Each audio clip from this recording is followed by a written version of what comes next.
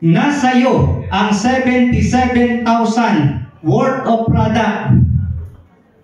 Yan yung 20 plus 2. 20 na 53.5 is simply 70,000 pesos. Yung dalawang libre, 7,000. Total, 77,000 pesos ang hawak produkto. Plus, yung 36,000 mo nung naganap ito. That is 113,000 pesos. Good business po ba yun? Yes! Yan po yung the whole marketing plan ng Chinese Global. Okay? Sabi nga ni Chinese great philosopher Confucius, sabi niya, the journey to 1,000 miles begin in a single step. And opportunity never comes to those who wait.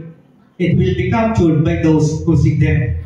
So, nung nakita nyo maganda the Chinese Global, stable company, effective product, amazing product, just grab the opportunity. Decision nyo lang kaagad at magtulungan tayo. And see you at the top.